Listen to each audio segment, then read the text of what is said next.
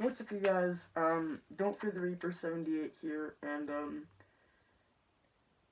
I know it's my first video, but I really just want to do a review on this mask that I got. I display it over my horror shelf right over there, and yeah.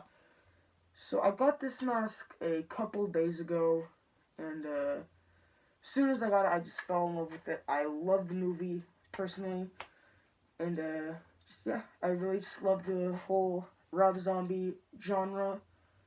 I love all of his movies. I really hope to be getting a lot more stuff of his really soon. So, couldn't tell by the title and the thumbnail, what we're looking at today is a Dawn. Let me move this guy over. A Dawn Post, a 2009 Michael Myers Halloween 2 mask. Here comes the pain!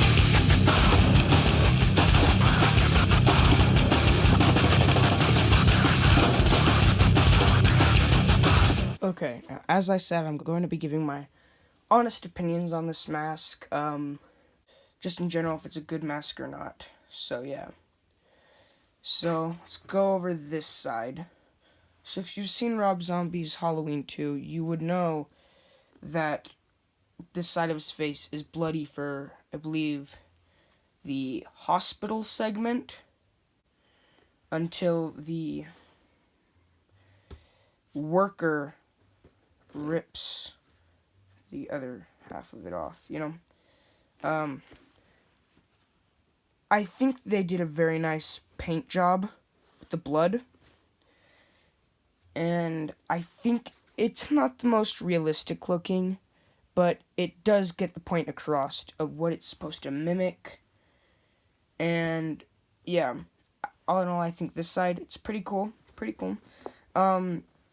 If you can tell by this nose edge, it looks a lot like the Rob Zombies. The Rob Zombies, I believe, has a bit more pointy nose from the original Kirk mask.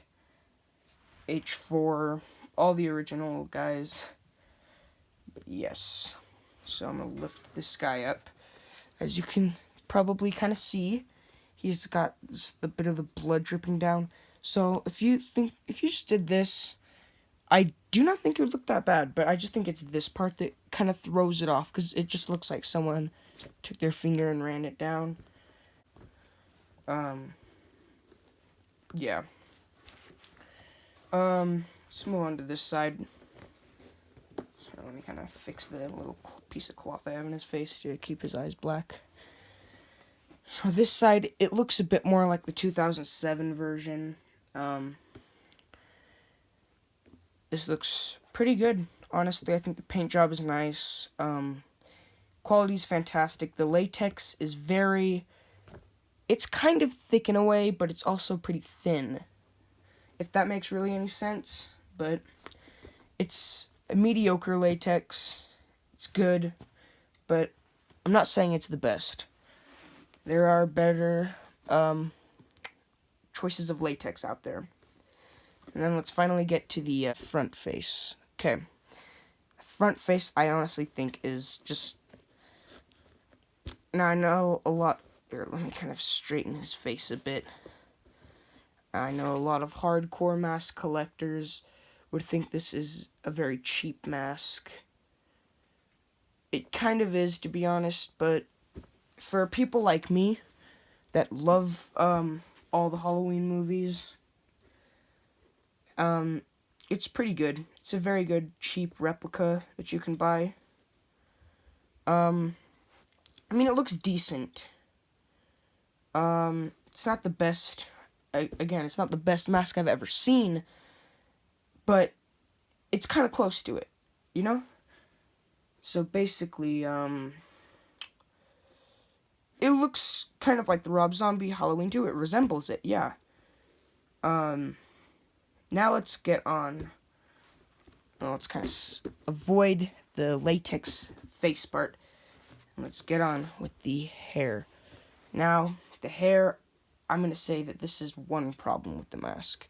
Now, for some reason, it's got this weird liquid latex in it. There's a bunch of latex in it. When I got it, its hair was all like kind of pulled back. If you look in the movies, it's a very messy kind of like this. Of course, when you get it, you're gonna have to. It depends what kind of copy you get. For mine, it was a folded in half, so it kind of gave it a better look. Let me put this down. So yes, but the hair, for some reason, it's gray. I could kind of see it because it loses color, but there is a shot where in the movie, Octavia Spencer is one of Michael's victims. I'm popping an image right here. And in that shot, it's very nice lighting, but you can see that his hair is clearly not gray. This is kind of one of the problems I have with this mask, is that the hair is gray for some reason. Anyway, just the fact that it's a Dawn Post mask makes me really happy. I'm gonna take great care of this thing just because of that reason.